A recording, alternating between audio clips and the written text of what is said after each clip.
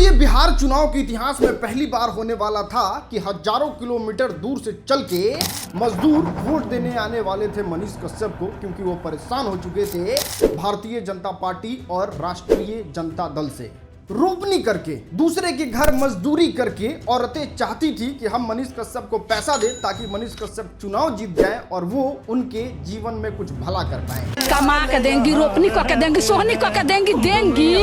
हाँ देंगी, मनीष कश्यप के लिए काम भी करेंगी। हाँ काम करेंगे, देंगी हम।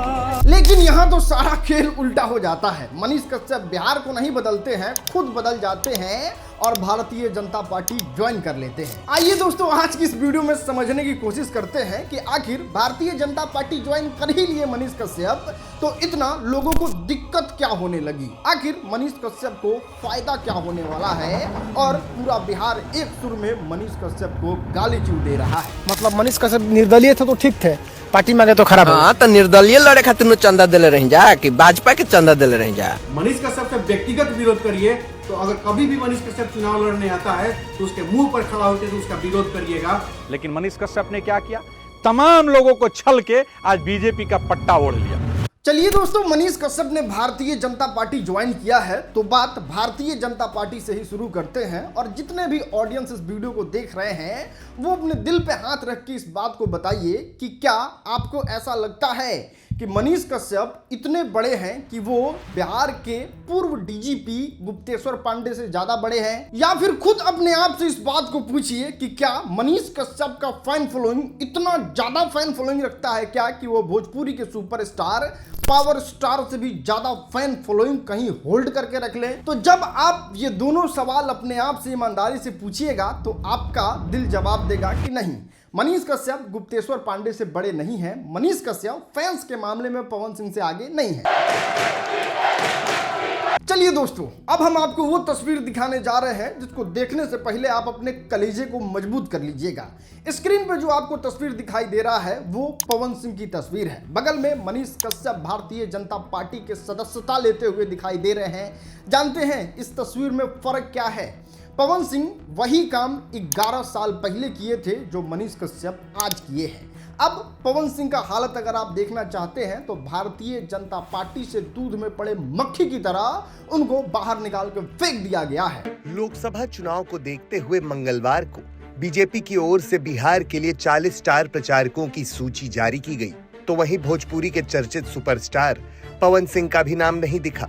चलिए सिर्फ पवन सिंह का बात रहता तो चीजें समझ में आती। आपको बता दें बिहार के पूर्व डीजीपी गुप्तेश्वर पांडे का भी हाल कुछ पवन सिंह के तरह ही है। अपने डीजीपी पद से रिजाइन देते हैं गुप्तेश्वर पांडे कि अब हम चुनाव लड़ेंगे। चुनाव लड़ने के लिए जैसे ही बुगुल फूकने जाते हैं तब तक कहता है कि हाँ आपको टिकट किसी भी तरीके से नहीं मिलेगा, और गुप्तेश्वर पांडे बैठ जाते हैं। बैठते क्या है, महंत बन जाते हैं। गुणहीन भी हो, अधम भी हो, तब भी उसका अपमान नहीं करना चाहिए। दोस्तों ये दो का तो हमने बस उदाहरण दिया, न जाने कितने सारे लोग हैं जो ये पार्टी के चक्कर में अपना अच्छा खासा करियर बर्बाद कर चुके हैं। और ये सब देख के मेरा तो खून खोल जाता है।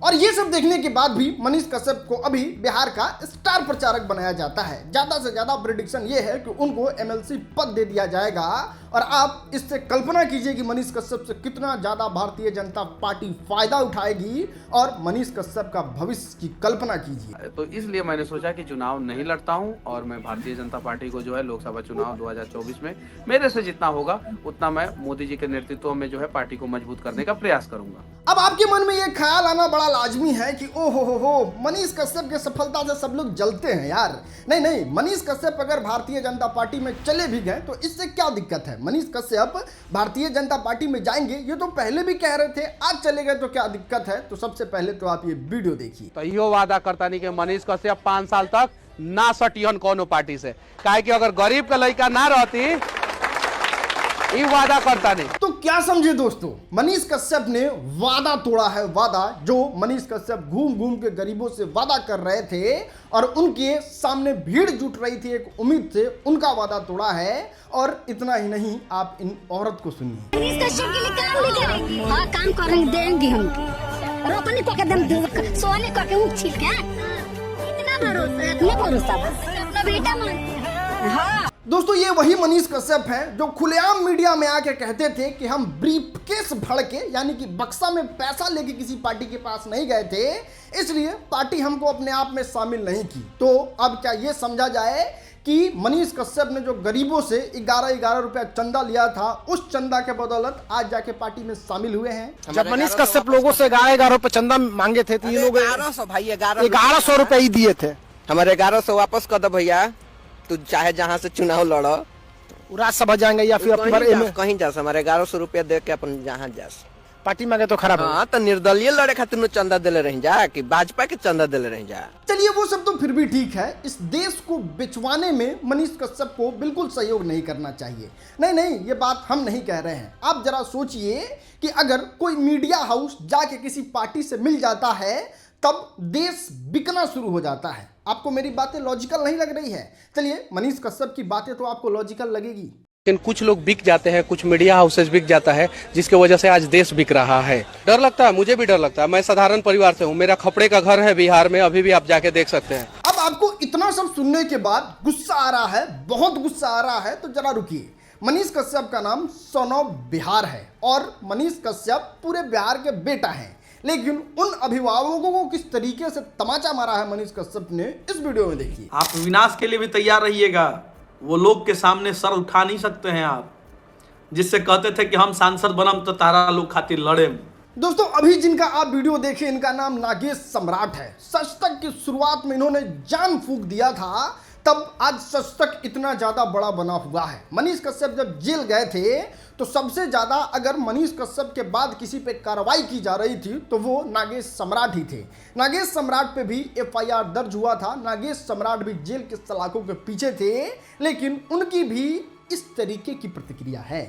अगला नाम है अनिकेत रंजन। जब मनीष कश्यप 9 महीने के लिए जेल में थे तो मनीष कश्यप नाम के क्रांति को लाने वाला अगर शख्स कोई था बिहार में तो वो अनिकेत रंजन ही थे, जो लगातार धरना प्रदर्शन, लगातार मीडिया बाइट्स, लगातार प्रेस कॉन्फ्रेंस और इस बात को एकदम बरकरार रखे कि मनीष कश्यप एक क्रांतिकारी व्यक्ति है और उसको हम लोगों को बाहर निकालना है, लोगों को जागरूक किए, लोगों में क्रांति फैलाएं। लेकिन अभी उनका हालत कुछ इस प्रकार से हुआ पड़ा है। हमेशा सुनते हैं कि हमारे माँ का आंख का आंसू किसी ने नहीं पूछा।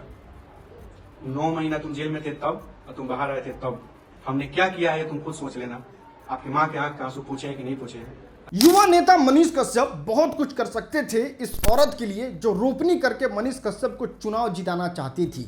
मनीष कश्यप उन बिहार के मजदूरों के लिए बहुत कुछ कर सकते थे जो हजारों किलोमीटर से ट्रेन का टिकट बुक किए थे ताकि हम आके मनीष कश्यप को वोट देंगे। मनीष कश्यप बिहार के युवाओं के लिए बहुत कुछ कर सकते थे, लेकिन बीजेपी में शामिल होके अपने राजनीतिक करियर का और बिहार के लोगों के उम्मीद का द एंड कर देते हैं। बहुत बहुत धन्यवाद दोस्तों।